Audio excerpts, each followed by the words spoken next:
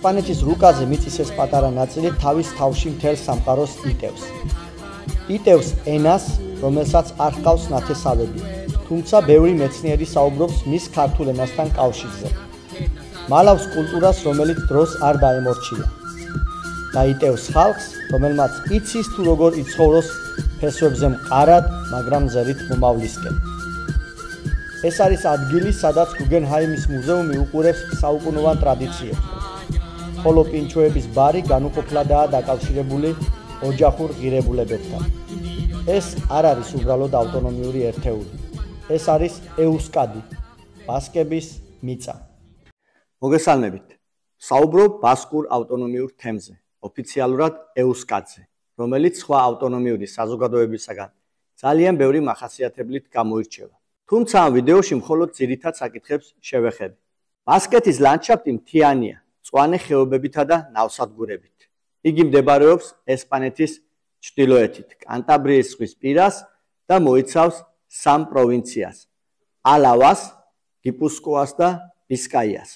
ოფიციალური ენებია ბასკური და ესპანური. ბასკური ენა, ეუსკარა, კლასიფიცირდება როგორც იზოლირებული და უნიკალური ენა ევროპაში.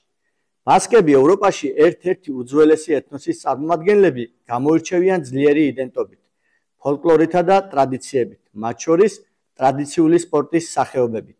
მაგალითად გამოვყოფდი პელოტას, რომელსაც თამაშობენ ბურთით და როგორც ამბობენ, მაყურებელი ემოციის გამოხატვისას იყენებს სიტყვას ლელოს, რომელიც ზოგიერთი მეცნიერის აზრით გარკვეულ კავშირში შეიძლება იყოს ჩვენს ლელო ბურთთან. ასევე გავრცელებულია ტრადიციული სპორტის სახეობა აეს კოლარიცა, რომელიც წარმოადგენს შეჯიბს ხის ჭრაში. ასევე უნდა აღვნიშნოთ ბასკური ტრადიციული სპორტი ჰარი იასოცეა შეჯიბრი ქვის აწევაში, რომელიც უნებურად გაგვახსენებს ალბათ ძველ ქართულ ტრადიციულ შეჯიბს საჯილდაო ქვის აწევაში. მუსიკასა და ცეკვებში გამოიყენება ტრადიციული ინსტრუმენტები, მაგალითად ისეთი, როგორიცაა ჩალაპარტა. იგი ბასკების ტრადიციული მუსიკალური ინსტრუმენტია, რომელიც შედგება ხის გრძელი ფიცრებისაგან, რომლებიც დგას სპეციალურ საყრდენებზე.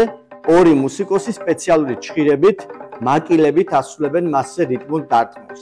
იგი ბასკური იდენტობის ერთ-ერთი სიმბოლოა და ხშირად ხდება თანამედროვე ფესტივალებსა და კულტურულ ღონისძიებებში. ბასკური მუსიკის ქართულთან პარალელის გასავლებად კი საკმარისია მოვისმინოთ ეს ნაწყვეტი სიმღერიდან.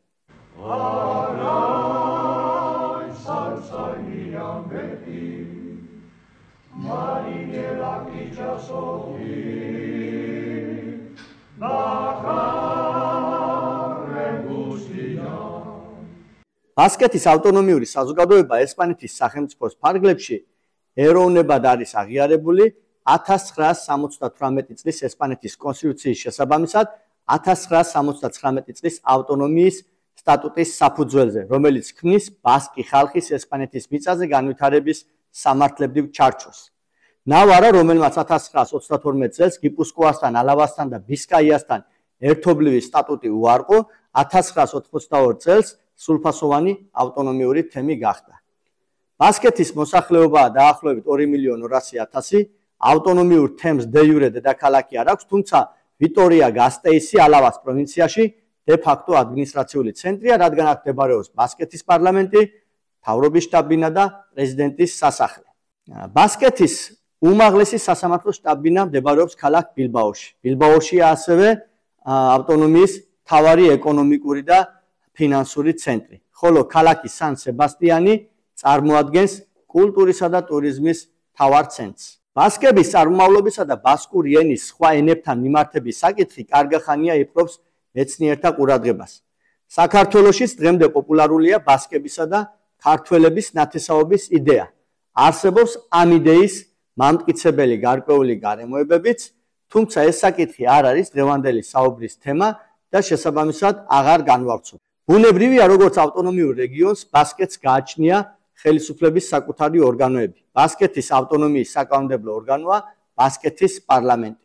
იგი ოფიციალურად შეიქმნა 1980 წლის 31 მარტს ესპანეთის დემოკრატიის აღდგენის შემდეგ 1979 წლის გერნიკას ავტონომიური სტატუტის საფუძველზე. იგი შედგება 75 წევრისაგან, რომლებიც აირჩევიან საყოველთაო და პირდაპირ არჩევნების საფუძველზე პროპორციული საარჩევნო სისტემით 4 წლის ვადით. ბასკეთის თითოეული პროვინცია ირჩევს 25 დეპუტატს, მიუხედავად მოსახლეობის რაოდენობისა, რაც ტერიტორიული ბალანსის შენარჩუნებას ემსახურება.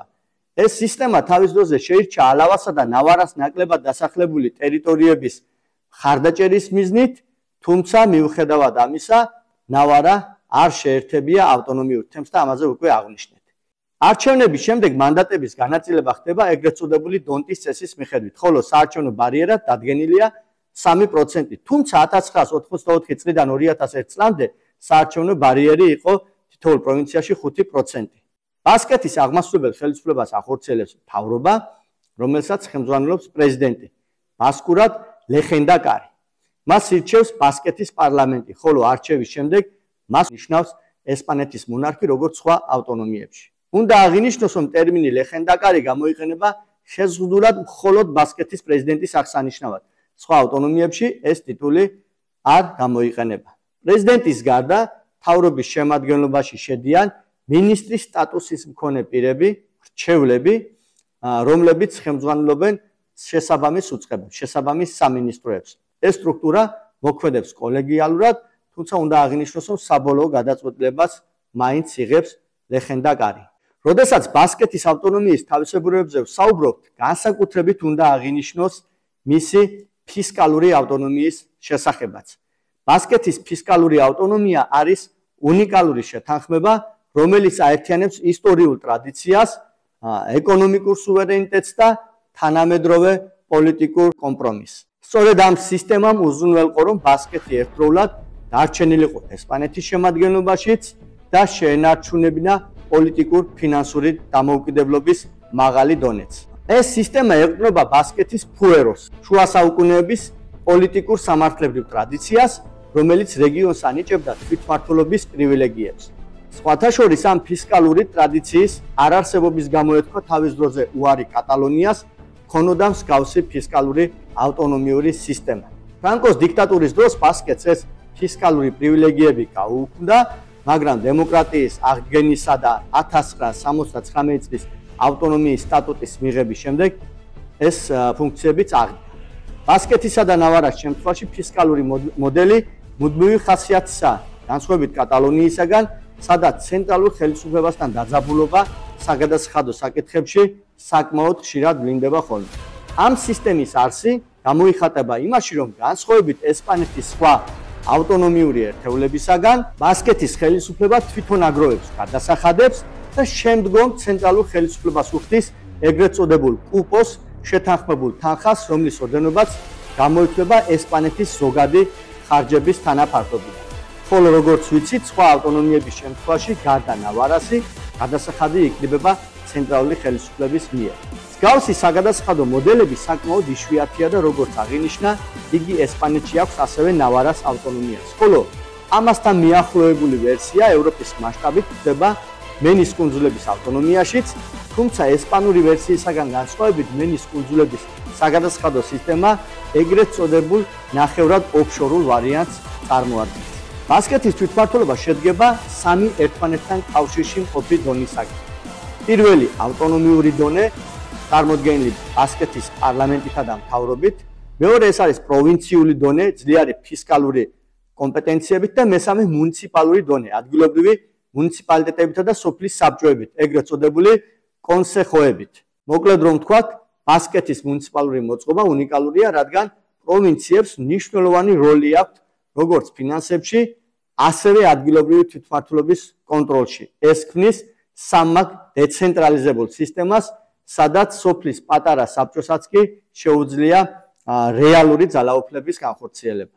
და ბოლოს უნდა აღვნიშნოთ კიდევ ერთ საინტერესო ფაქტზე, ბასკეთის ტერიტორიაზე არსებობს 2 ანკლავი, ბასკური ტერიტორიით გარშემორტმული ტრევინიო და ვალე დე ვილავერდე, რომლებიც შესაბამისად მეზობელ თემებს კასტილია და ლეონსა და კანტაბრიას ეკუთვნით. ამ 2 ტერიტორიული ანკლავის საკითხი პოლიტიკურად საკმაოდ სენსიტიური საკითხია, რადგან ბასკური პარტიები მხარს უჭერენ მათ ინტეგრაციას ბასკეთში, ხოლო ესპანეთის ცენტრალური ხელისუფლება ინარჩუნებს სტატუს კვოს.